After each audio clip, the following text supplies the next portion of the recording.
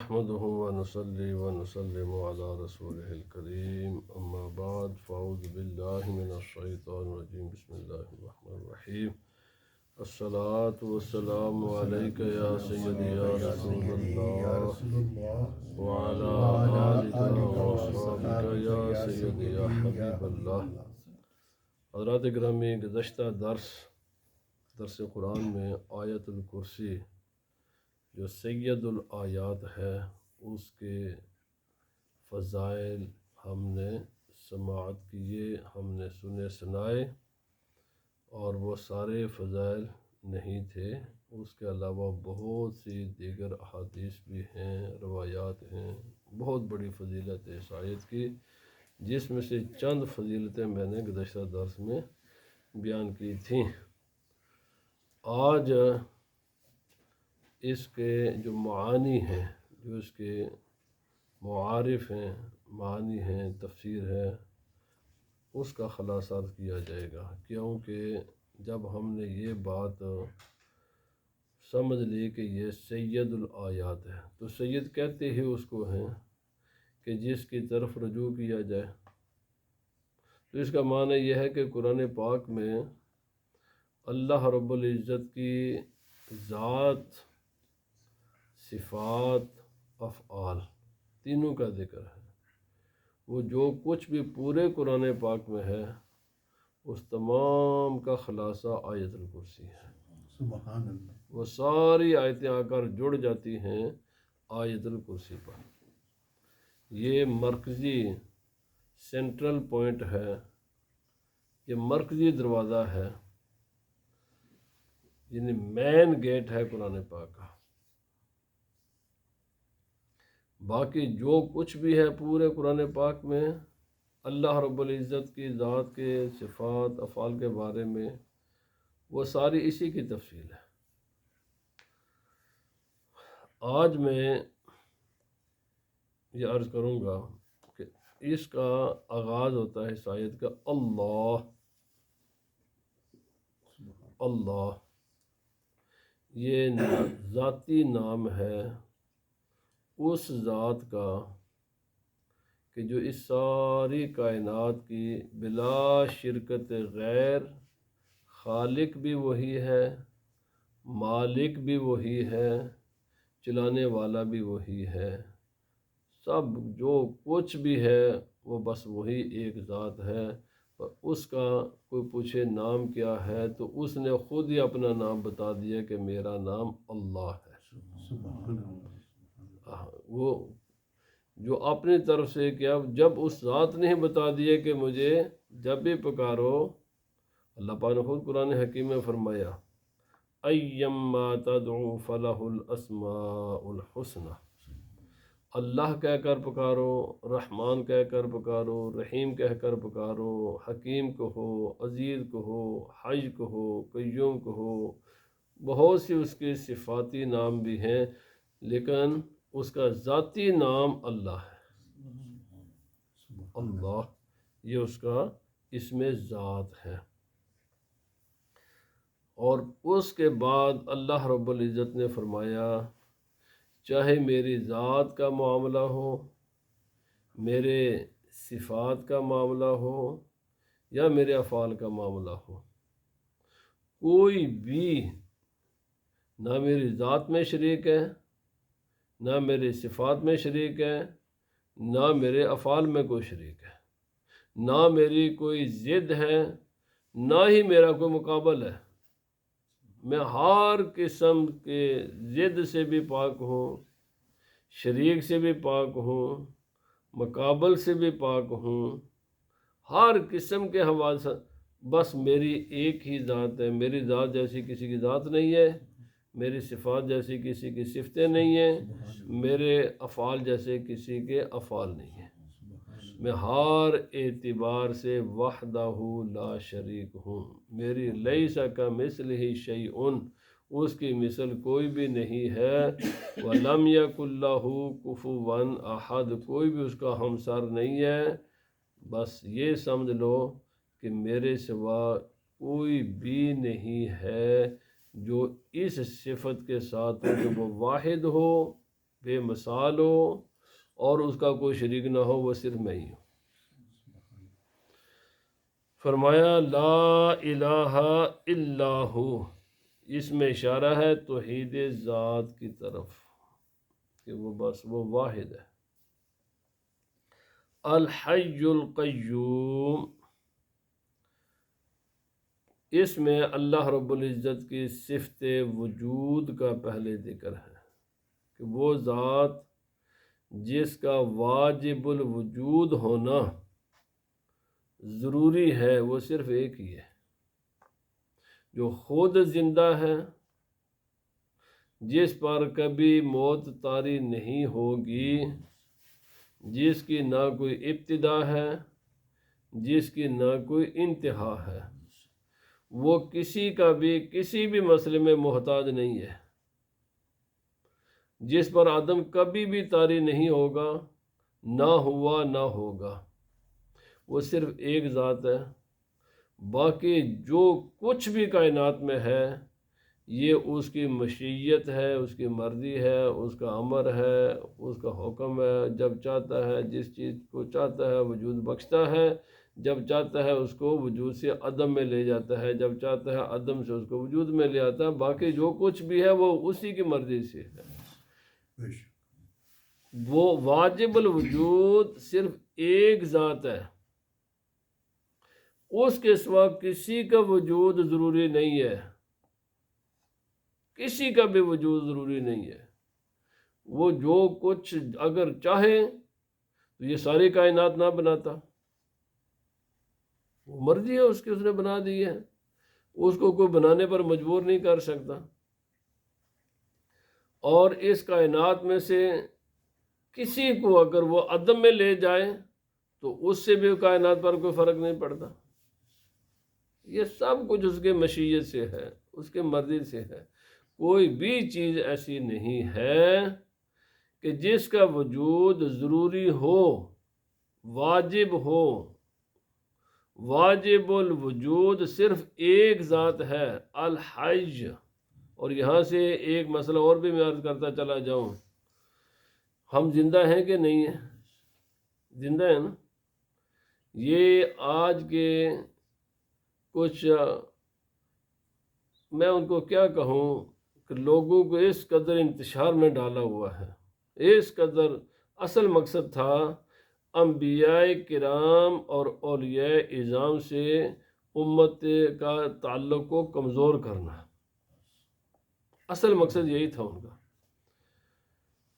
اس کے لیے ایسے فتنے پیدا کیے گئے اس امت میں، ایسے فتنے پیدا کیے گئے، چونکہ عوام تو عوام ہوتی ہے، الفاظ کا ہیر پھیر کر کے ہر چیز کی نفی کرنے کا مقصد یہ تھا کہ انبیاء کرام سے ان کا رابطہ ٹوٹ جائے، اولیاء اللہ سے ان کا رابطہ ٹوٹ جائے۔ حالانکہ میں ان کے دروس، تقاریر، کتب سنتا بھی ہوں، پڑھتا بھی ہوں صرف تحقیق کے لیے، حالانکہ وہ انبیاء سے تعلق توڑتے ہیں، اپنے علماء سے لوگوں کا تعلق قائم کرتے ہیں۔ یعنی وہ تمام چیزیں جو انبیاء سے نفی کرتے ہیں، اولیاء اللہ سے نفی کرتے ہیں، اپنے علماء کے لیے وہ ساری چیزیں ثابت کرتے ہیں۔ میں یقین کے لیے کہہ رہا ہوں، دیوبندی حضرات کے لیے، دیوبندیوں کے لیے، ان کے ساری تقاریر کتب ہر چیز کو دیکھ کر یہی کام کریں گے۔ میں عوام الناس کو یہ کہنا چاہتا ہوں، یہ آسان سا مسئلہ سمجھ لو، جو تشریح کی نا اعلیٰ حضرت عظیم البرکت علیہ الرحمہ نے، اس کے سوا چارہ ہی نہیں ہے کسی بات کو ماننے کی، چارہ ہی نہیں ہے۔ آپ اس کے سوا کوئی دین کی تشریح کر کے دکھائیں، اور پھر اللہ پاک کہتے ہیں میں حی ہوں۔ ہم سارے زندہ ہیں کہ نہیں ہیں؟ ہم اللہ کے شریک ہو گئے ہیں۔ اور بھائی میں عوام تو زیادہ گہرے مسئلے نہیں سمجھ سکتے، اتنی موٹی سی بات تو سمجھ لو، آپ زندہ ہیں یا نہیں زندہ ہیں؟ خدا زندہ ہے یا نہیں زندہ ہے؟ کیا ہم خدا کے شریک ہو گئے؟ نہیں شریک۔ کیوں نہیں شریک؟ وہ خود زندہ ہے، اور ہم اس لیے زندہ ہیں کہ اس نے ہمیں زندہ رکھا ہوا ہے۔ ہماری زندگی عطائی ہے، اس کی زندگی ذاتی ہے۔ اگر ذاتی اور عطائی کا فرق نہیں نہ کرو گے تو آپ ایک قدم چل ہی نہیں سکتے۔ ایک قدم دین میں نہیں چل سکتے جب تک آپ ذاتی اور عطائی کا فرق نہیں کرو گے.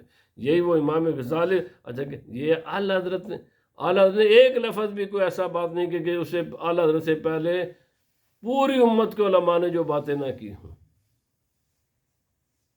یہ کو اعلیٰ حضرت کی ایجادات ہیں، بدنام کرتے ہو اعلیٰ حضرت کو. یہ ساری اپنے علماء کے لیے چیزیں ثابت کرتے ہیں. کو خدا کے لیے نبی پاک صلی اللہ علیہ وسلم کی امت پر رحم کرو. الفاظ کے ان جھگڑوں میں لوگوں کو پھنسا کر کفر شرک کا بازار گرم کر کے نبی پاک صلی اللہ علیہ وسلم کے خالص امت کو مشرک نہ بناؤ.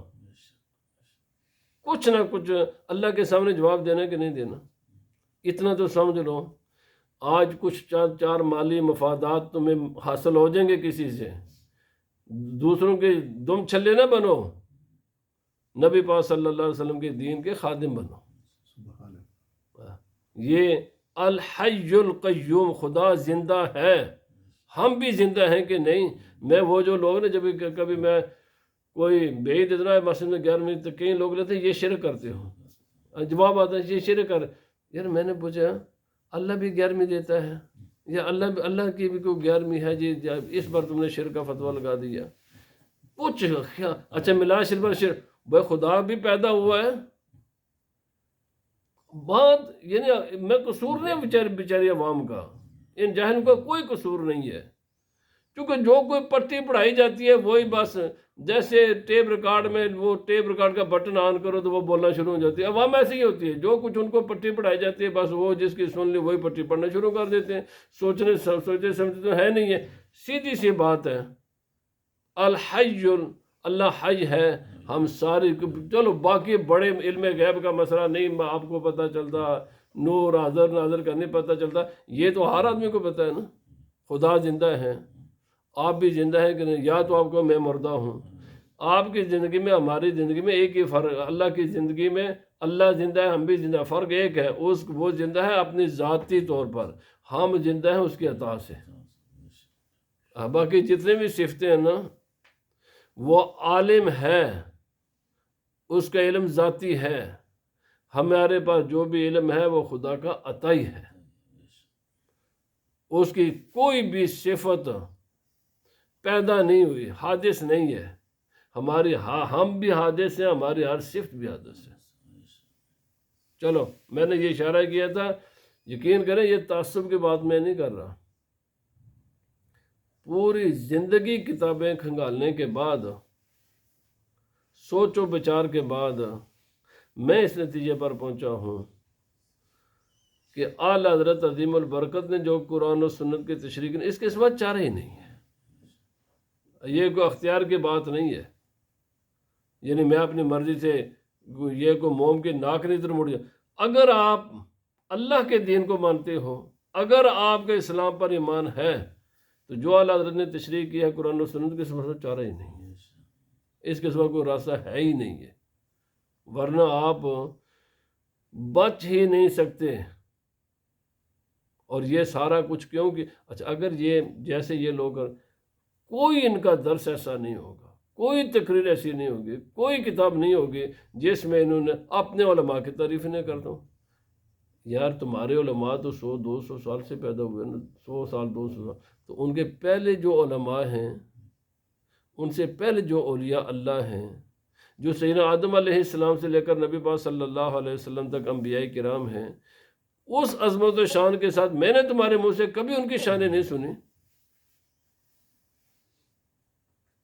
اچھا اگر تمہارے مولویوں کی شانیں ثابت ہیں اور اسے شرک کوئی بھی نہیں ہوتا، تو اگر ہم میلاد النبی کا جلسہ کر کے نبی پاک صلی اللہ علیہ وسلم کی عظمت کو بیان کر دیں تو یہ شرک کدھر سے آ گیا؟ اگر ہم داتا صاحب کی اگر ہم غوث پاک کی عظمت کو بیان کر دیں تو یہ شرک کدھر سے آ گیا؟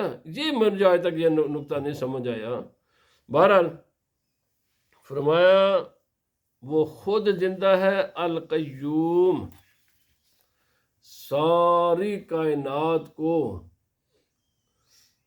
قائم کرنے والی وہ واحد ذات ہے. سبحان اللہ. عدم سے وجود میں بھی وہی لاتی ہے، اور جب تک وہ چاہتی ہے اس چیز کو اللہ رب العزت ہی قائم رکھتا ہے. ہر چیز کو، وہ چلنے پھرنے والی ہو اور ایسا کرتے، اس کا معنی قیم، اس طریقے سے وہ ذات قائم رکھتی ہے اشیاء کو کہ جس سے بہتر قائم کرنے کی کوئی انسان کوئی چیز سوچی بھی نہیں جا سکتی۔ سبحان اللہ۔ ہاں، یہ زمین پر جو کچھ بھی ہمیں نظر آتا ہے یہ اسی کا قائم کردہ نظام ہے۔ بے شک۔ یہ آسمان پر جو کچھ ہمیں نظر آتا ہے یہ اسی کا ہے۔ یہ کائنات جو ہمارے علم میں ہے یا نہیں ہے، جو کچھ بھی ہے، انسان ہیں، جن ہیں، فرشتے ہیں، سمندر ہیں، ستارے ہیں، زمین ہے، فلک ہیں، چرند ہیں، پرند ہیں، نباتات ہیں، جمادات ہیں، حیوانات ہیں، جو کچھ بھی ہے یہ اسی خدا کا ہے، بے شک۔ اسی نے قائم رکھ۔ کوئی کائنات میں ایک ذرہ بھی نہیں ہے، ذرے کا کوئی کروڑواں حصہ بھی نہیں ہے جو میرے رب کے علاوہ کسی کا اس میں کوئی عمل دخل ہو۔ سبحان اللہ۔ قائم کرنے والی وہی ذات ہے۔ جب تک چاہتا ہے کوئی بھی چیز قائم رہتی ہے، جب چاہتا ہے تو اس چیز کو عدم وجود سے عدم میں لے جاتا ہے۔ موت دینے والی ذات بھی وہی ہے، زندگی دینے والی ذات بھی وہی ہے، پیدا بھی وہی کرتا ہے، مارتا بھی وہی ہے، اور پیدا کرنے کے بعد یہ نہیں کسی دوسرے کے حوالے کر دیتا ہے، پیدا کے برنے کے بعد اس کی ساری ضروریات کو بھی پورا وہی کرتا ہے۔ میرے بھائی، بچے پیدا ہوئے، پیدا کیا خدا نے، تیرا میرا کسی زید عمر بکر کا کوئی حصہ ہے کسی بھی چیز کے پیدا کرنے میں؟ پیدا وہ کرتا ہے۔ جیسے ہی پیدا ہوتا ہے ہم نام رکھنے میں بچوں کا شرم کیوں محسوس کرتے ہیں اسلامی؟ اس میں اپنی مرضی شروع کر دیتے ہیں۔ اچھا، پھر جب اس کے بعد تعلیم کا معاملہ آتا ہے تو دینی تعلیم سے الرجک کیوں ہو جاتے ہیں؟ میرے بھائی سوچ، یہ جو اللہ نے تجھے بچہ دیا ہے اس کے بنانے میں تیرا کوئی کردار ہے؟ نہیں ہے۔ اس کا زندہ رکھنے میں تیرا کوئی کردار ہے؟ نہیں ہے۔ جب بنایا بھی اسی نے، بچہ دیا بھی اسی نے، تو اس کے بعد اسی کا دین سکھانے میں تجھے ہچکچاہٹ محسوس کیوں ہوتی ہے؟ اس کا معنی یہ ہوا تو نام کا مسلمان ہے۔ اگر سوچنے سمجھنے کی صلاحیت ہوتی تو تجھے نام رکھتے وقت سب سے پہلے اپنے خالق مالک کا سوچنا چاہیے تھا۔ اس میں میرا نہیں ہے، جس ذات نے دیا میں اپنے بچے کا نام اسی کے ذات کے نام کے ساتھ کنیکٹ کر کے رکھوں گا۔ عبداللہ رکھوں گا، عبد الرحیم رکھوں گا، عبد الرحمن رکھوں گا، عبد العزیز رکھوں گا، عبد الحکیم رکھوں گا، عبد القدوس رکھوں گا، عبد القیوم رکھوں گا۔ یہ میں نام رکھوں گا جو میری اس ذات کے ساتھ، جس نے مجھے یہ بچہ دیا اس کے ساتھ میرے بچے کا کنیکشن قائم ہو۔ تو جب تعلیم دوں گا نا، میں اپنے بچے کو سب سے پہلے اس کو اللہ سکھاؤں گا، لا الہ الا اللہ سکھاؤں گا، کلمہ طیبہ سکھاؤں گا، آیت الکرسی کا معنی سکھاؤں گا، دین کی تعلیم دوں گا۔ دے خدا اور ہم حوالے کافروں کے کریں اور بے ایمانوں کے بچے کریں؟ کچھ سوچنا چاہیے۔ قائم کرنے میں میرا تیرا کسی کا کوئی کردار ہے؟ اچھا، جب دے دیا، یا کسی کا بھی اس بچے کو زندگی برقرار رکھنے کے لیے کسی کا کوئی کردار ہے؟ یہ سورج کی روشنی تو دیتا ہے، یہ پانی تو نے دیا ہے، یہ آکسیجن تو نے دیا ہے، یہ خوراک تو پیدا کرتا ہے، ماں کے پیٹ میں ماں کے خون سے حفاظت تو نے کی ہے، ماں کے چھاتیوں میں دودھ تو نے پیدا کیا ہے، یہ روزانہ جو خوراک ہم کھاتے یہ تو بناتا ہے۔ اللہ کے بندے، جب سب کچھ وہی ذات کرتی ہے تو اس ذات کے نام پر، اس ذات کے دین کو اپنے بچوں کو دلانے پر تو شرم محسوس کیوں کرتا ہے؟ یہاں پر ایک والدین ہے، ہمارے بچوں کو اسلامک اسٹڈی نہیں پڑھانی۔ میں یہ کہ ہمارے ساتھ یہ تجربات ہوتے ہیں۔ میرے بھائی، اگر تو مسلمان ہے، اگر خدا کو مانتا ہے تو تجھے خدا کا شکر بھی کرنا چاہیے، تجھے فخر بھی کرنا چاہیے۔ نام وہ اپنے بچوں کے رکھو کہ جسے دور سے پتہ چلے یہ کسی مسلمان کا بچہ ہے، نام ہی سے پتہ چل یہ کسی مسلمان کا بچہ ہے، شکلیں وہ بناؤ دور سے پتہ چل یہ مسلمان آ رہا ہے، لباس وہ پہنو جسے دور سے پتہ چلے یہ مسلمان ہے۔ تعلیم دلانی ہے تو سب سے پہلے اس کو دین کی تعلیم دلاؤ، اس کے بعد دوسرے معاملات کرو۔ ساری صبح سے لے کر شام تک، شام سے لے کر صبح تک صرف پوجا، پیسے کی پوجا کرنا،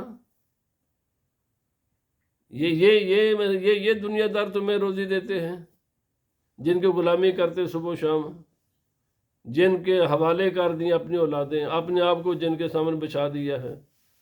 بہرحال اللہ پاک نے فرمایا، امام غزالی فرماتا هو الذی یقوم بنفسہ و یقوم بہ غیرہ، وہی ذات ہے جو خود قائم ہے اور دوسروں کو قائم رکھتی ہے۔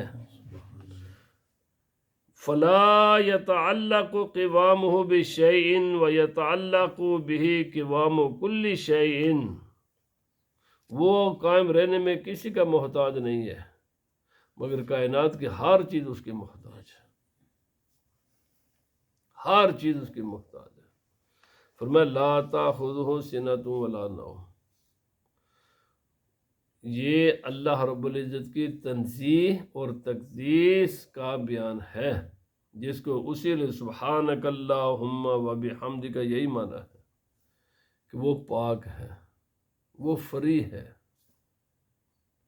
کس چیز سے فری ہے؟ تمام ان چیزوں سے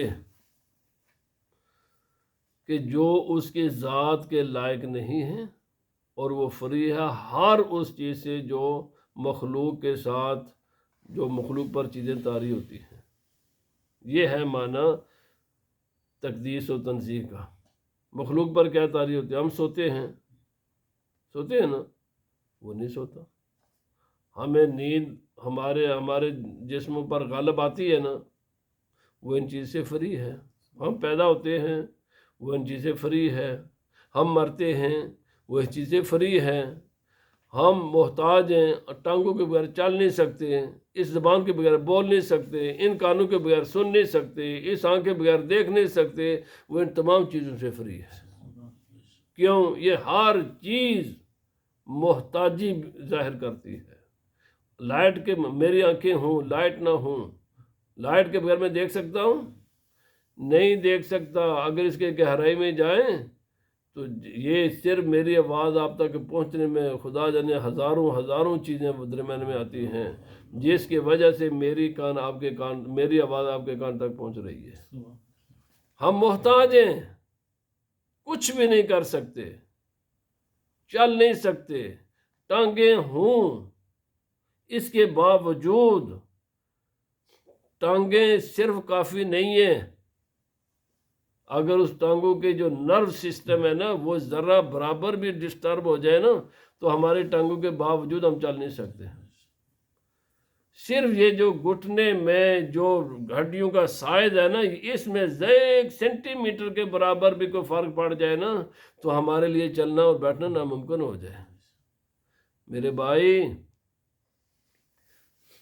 ساری خدا کی مخلوق محتاج ہے، ہر کام میں محتاج ہے۔ یا ایھا الناس انتم الفقراء الی اللہ واللہ هو الغنی الحمید۔ فرمایا لوگوں سن لو، ہر چیز میری محتاج ہے، جو کسی کا محتاج نہیں ہے وہ صرف خدا وحدہ لا شریک ذات ہے، وہ کسی کا محتاج نہیں ہے۔ تو یہ معنی ہے تقدیس کا۔ اللہ پاک نے فرمایا لا تاخذہ سنۃ ولا نوم، اس کو اونگ بھی نہیں آتی، وہ نیند سے بھی پاک ہے۔ حضرت موسیٰ علیہ السلام نے اپنی امت کو سمجھانے کے لیے، ظاہر بات اللہ کے نبی جو سوال کرتے ہیں اس کا مقصد تو دوسروں کو سمجھانا ہی ہوتا ہے۔ موسیٰ علیہ السلام نے فرشتوں سے، روایات میں آتا ہے کہ فرشتوں سے پوچھا کہ میں ذرا، جیسے حضرت ابراہیم علیہ السلام نے پوچھا یا اللہ پاک تو مردوں کو کیسا زندہ فرمائے گا، یہ تو نہیں کہ آپ کے ایمان تو تھا، لیکن مزید تاکہ میرے ایمان میں قوت آ جائے۔ موسیٰ علیہ السلام نے بھی اللہ پاک سے اسی مسئلے پر سوال کیا فرشتوں سے کہ یہ مسئلہ ذرا میں مزید سمجھ جاؤں، مزید میرے ایمان میں قوت و طاقت آ جائے۔ کہ اللہ تعالیٰ کو اونگ بھی نہیں ہے، اللہ تعالیٰ نیند بھی نہیں ہے، چونکہ ہم ہر بات مخلوق صرف اتنی بات ہی کرتی ہے جو مخلوق پر قیاس کرتے ہیں۔ اللہ پاک نے فرشتوں سے کہا کہ موسیٰ علیہ السلام کو 3 دن تک سونے نہیں دینا، جگائے رکھو، جاؤ جگا دو اس کو، سونے نہیں دینا۔ سونے نہ دیا۔ تیسرے دن حکم دیا کہ 2 شیشے کے گلاس لو اور پانی یا دودھ سے ان کو بار کر دونوں ہاتھوں میں پکڑا دو۔ فرمایا ان کے خیال رکھنا ہے، ان کی حفاظت کرنی ہے، یہ شیشے کے گلاس بھی نہ ٹوٹ جائیں اور اس کا پانی بھی نہ گرے، بالکل ایسے۔ تو موسیٰ علیہ السلام آپ نے بڑی حفاظت کی، لیکن آخر کار غلبہ آ ہی گیا۔ کہتے ہیں نا نیند یہ پھانسی کے پھندے پر بھی آ جاتی ہے۔ خود یہ جو آج کل گاڑیاں موٹر وے پر چلتی ہیں، یہ پھانسی، میں خود 2 مرتبہ سویا ہوں، اللہ نے بچایا ہے، بلکہ 3 مرتبہ میرے ساتھ یہ اپن ہوا ہے۔ اللہ پاک حفاظت فرماتا ہے۔ انسان کا حال ہے کہ کون انسان ہے جی گاڑی 70-80 میل کی سپیڈ پر چلا رہا اور یہ کہ میں مرنا ہے؟ کوئی بھی نہیں چاہتا مرنا ہے، پر ایکسیڈنٹ ہو جاتے کہ نہیں ہو جاتے، نہ چاہنے کے باوجود انسان سو جاتا ہے۔ اس لیے میں نے موٹر وے پر جانا چھوڑا ہوا ہے۔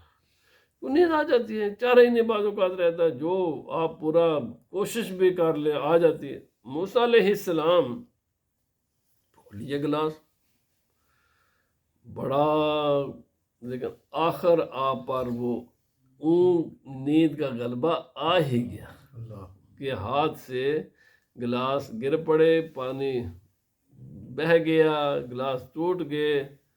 اللہ پاک نے فرمایا موسیٰ علیہ السلام سے کہہ دو کہ مسئلہ سمجھ آ گیا۔ یہ اتنا بڑا، یہ زمین کا اتنی بڑی زمین ہے، یہ اتنا بڑا آسمان ہے، یہ یہاں سے لاکھوں گنا بڑا سورج ہے، یہ چاند ہے، یہ ستارے ہیں، ستاروں جن کی تعداد کا علم ہی نہیں ہے، یہ وہ جو تمہاری آنکھوں دیکھتی ہیں، اس سے ارب خرب گنا زیادہ وہ ہے جو تمہاری آنکھیں دیکھتی بھی نہیں ہیں۔ کیا اس میں ایک خراش کے برابر بھی خلل آیا ہے؟ کسی چیز میں کوئی خلل دیکھا ہے؟ فرمایا جب اگر میں سو جاؤں نا پھر یہ کائنات کا نظام، تو فرمایا کائنات کا نظام یہ اس بات کی دلیل ہے کہ اس میں کوئی خلل نہیں ہے، ذرہ برابر، سینٹی میٹر کے حساب سے بھی اتنا بڑا سورج ہے، 13 لاکھ گنا بڑا زمین سے۔ روزانہ میں آ کر گھڑی میں دیکھتا ہوں، جو گزشتہ سال آئے کیا ہے جی، یہ 752 ہے نا، آئی تاریخ کیا ہے؟ آئی تاریخ ہے 29 جنوری۔ آپ یہ میرا درس ریکارڈڈ ہے، یاد رکھیں، آئندہ سال دیکھیں گے 29 جنوری کو سورج طلوع ہوگا 752 پر۔ پورا سال گزر گیا، یہ ایک ذرہ برابر بھی فرق نہیں پڑتا۔ سبحان اللہ۔ اتنے بڑے طاقتور، بڑی سائز میں اتنے بڑی چیز کو، یہ ساری کائنات کا نظام جس میں سینٹی میٹر کا بھی فرق نہیں پڑتا، یہ کائنات میں یہ اتنی بڑی مخلوق ہے۔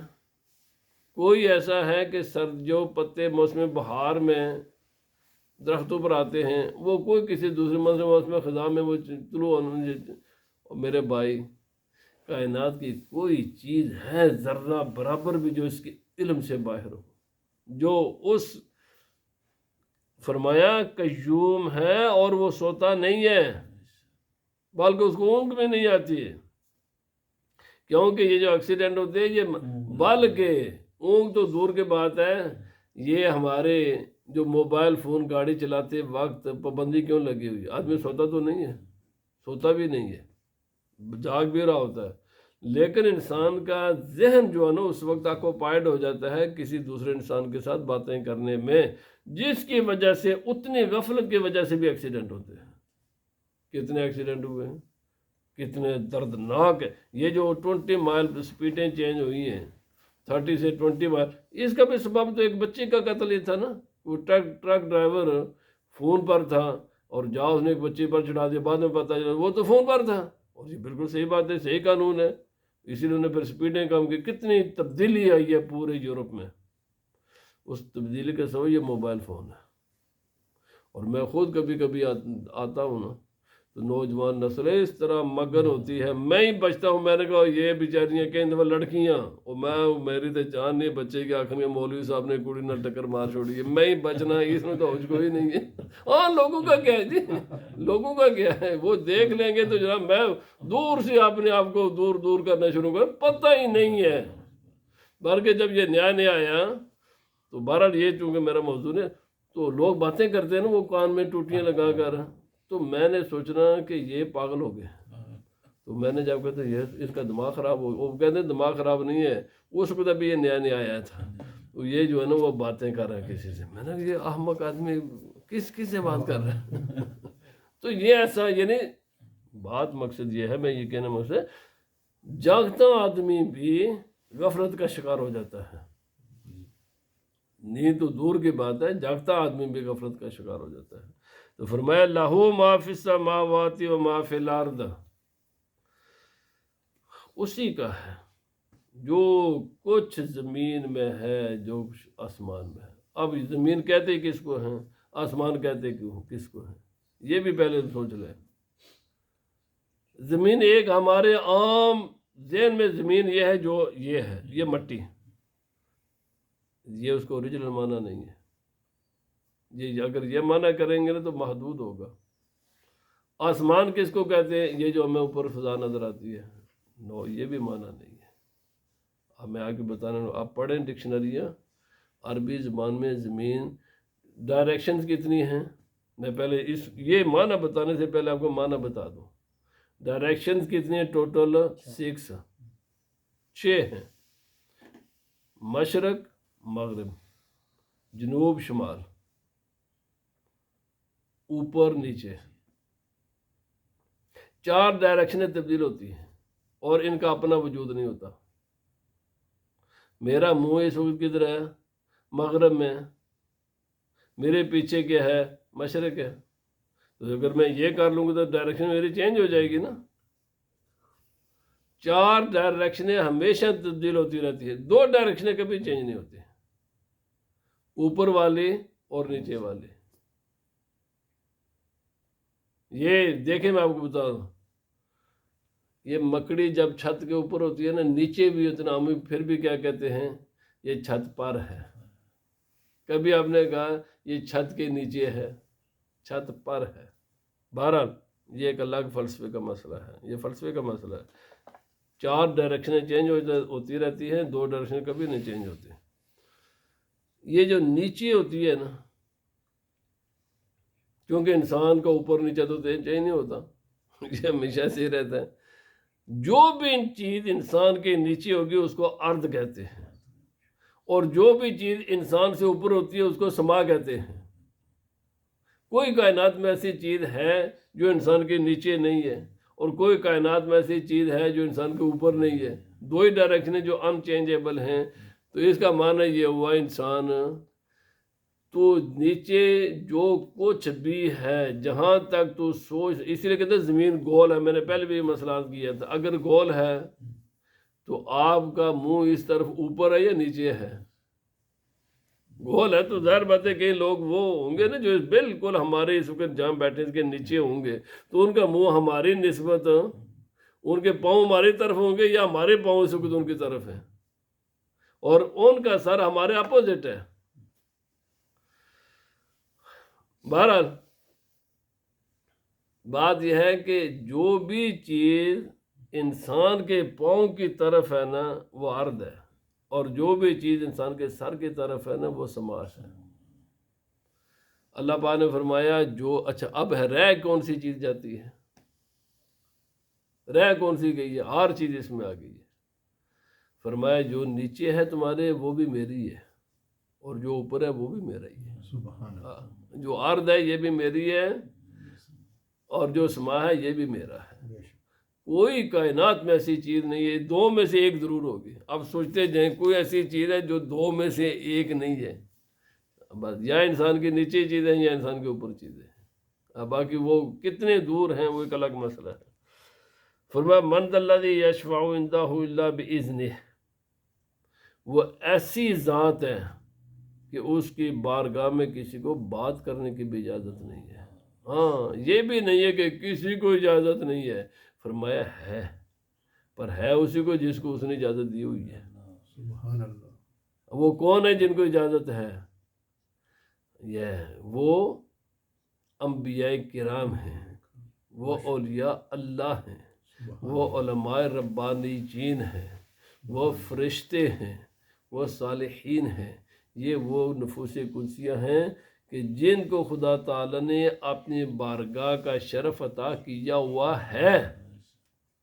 یہی مسئلہ تھا، یہ دی ہوئی اجازتیں۔ اور فرمایا اور ان کی شفاعت اللہ رب العزت نے قبول کی ہوئی ہے۔ اس کا وعدہ میں تمہاری شفاعتیں قبول کروں گا، جس کے بارے میں بھی تم کہو گے میں اس کی بخشش کر دوں گا۔ اس لیے دنیا میں ان نفوس قدسیہ کے ساتھ اپنا تعلق مضبوط کر لو، ابھی وقت ہے۔ انبیاء کرام کے ساتھ، اولیاء اللہ کے ساتھ، علماء ربانیین کے ساتھ، صالحین لوگوں کے ساتھ، مال کے ساتھ اپنا تعلق اتنا نہ جوڑو کہ بعد موت آ جائے، پیسہ پیسہ پیسہ، bank balance, business business business. اور ان چاچے بابوں کے ساتھ جو تمہیں دین سے دور لے کر جاتے ہیں نا، ان سے معمولی سے تعلق رکھنا جتنی اس کی ضرورت ہے، یہ کسی کام نہیں آئیں گے۔ یہ جو سیاستدان میں دیکھتا ہوں، سیاستدانوں کے بعد ملین میں لو کس کم، یہ دنیا میں بھی نکمے ہیں، قیامت کے دن بالکل ہی نکمے ہوں گے، بالکل۔ بلکہ یہ قرآن پاک الٹا تمہیں کہوں گا، او پلیتو، تم نے ہمارا بھی بیڑا غرق کیا ہے، اپنا بھی کیا ہے، ہم نے تمہیں کہا تھا ہمیں فالو کرو۔ جنہیں اپنا وقت کن کاموں پر ہم صرف کرتے ہیں، کوئی لا یعنی کاموں میں، میڈیا پر جب دیکھیں نا تو ملینوں میں ہوں گے۔ اچھا، فائدہ کیا ہے؟ دنیا کا فائدہ کیا ہے یا آخرت کا فائدہ؟ اللہ کے بندو، اپنا وقت صرف کرو، انبیاء کرام کے واقعات پڑھو، اولیاء اللہ کے ساتھ، علماء کے ساتھ، ان کے ساتھ اپنا تعلق مضبوط کرو، جو تمہارے دنیا میں بھی کام آئیں گے، آخرت میں بھی کام آئیں گے۔ فرمایا من ذا الذی یشفع عندہ الا باذنہ، کون ہے جو اس کی بارگاہ میں شفاعت کرے کسی کی سوائے اس کی کہ جس کو اس نے اجازت دی ہے۔ فرمایا یعلم ما بین ایدیہم وما خلفہم، بندو جو تم سے پہلے ہو چکا ہے نا وہ بھی جانتا ہے، جو تمہارے بعد ہوگا وہ بھی جانتا ہے۔ اس کے علم کے لیے ماضی حال مستقبل نہیں ہے، حال ماضی حال مستقبل یہ تمہارے لیے ہے۔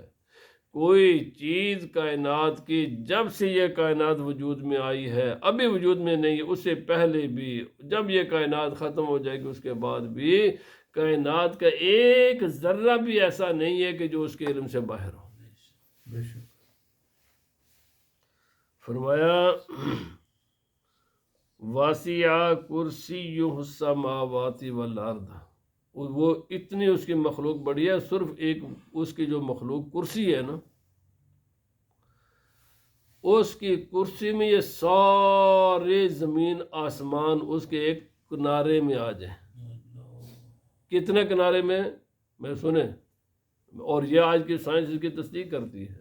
اب جتنی مرضی کتابیں پڑھ کر دیکھ لیں نا، خاص کر کے ان چیزوں کے بارے میں، بے شمار آپ کو یوٹیوب پر بیانات بھی مل جائیں گے۔ یہ ساری زمین آسمان کو ملائے نا، اور ان کو بالکل اس کاغذ کی طرح اس طرح کر دیں، اس طرح یہ بن جائے۔ کرسی کے مقابلے میں یہ ایسے ہی ہے، تفسیروں میں لکھا ہوا ہے کہ جیسے یہ ساری زمین و آسمان کو کر دیں کرسی کے مقابلے میں، ایسے جیسے میرے ہاتھ کی انگوٹھی ہے، باقی جسم کرسی ہے، اللہ اکبر۔ باقی جسم کرسی ہے۔ یہ اتنی بڑی کائنات ہے۔ سائنسدان تو کہتے ہیں جی ایک فلاں جگہ سے فلاں جگہ تک نوری سال سے معنی کیا ہے؟ 1,85,000 میل پر سیکنڈ کے حساب سے اگر کوئی چیز ٹریول کرے کیونکہ سب سے فاسٹسٹ سپیڈ ہے روشنی کی، اس سے زیادہ تیز ابھی تک کوئی چیز نہیں آئی ہے۔ بہرحال وہ چھوڑو، یہ میں سائنس کی بات کر رہا ہوں۔ 1,85,000 میل پر سیکنڈ کے حساب سے چلتی ہے روشنی۔ اس سپیڈ سے کوئی چلے نا، سائنسدان کہتے ہیں کہ یہ ہمارے مشاہدے میں چیزیں آ چکی ہیں کہ ایک جگہ سے دوسری جگہ تک پہنچنے میں کئی ملین سال لگے، کئی ملین سال لگتے ہیں چلے کی سپیڈ کے ساتھ 1,85,000 میل پر سیکنڈ کے حساب سے۔ اللہ اکبر۔ یہ اتنی بڑی کائنات ہے جو کہتے ہیں ہم نے اس کو مشاہدہ کیا ہے۔ اب یہ جس کو مشاہدہ کیا ہے نا، یہ کائنات کتنی ہے میں وہ بتاتا ہوں۔ انہوں نے تو مشاہدے کیے نا، ہماری کتابوں میں سے پہلے لکھا ہوا ہے، تفسیریں اٹھا کر دیکھ لیں، اس میں سب نبی صلی اللہ علیہ وسلم نے بیان فرمائے، سب چیزیں بیان ہیں۔ فرمایا یہ ساری کائنات کرسی کے مقابلے میں اتنی ہے جیسے ایک رنگ انسان کے اس انگوٹھی پر ہو اور باقی جسم،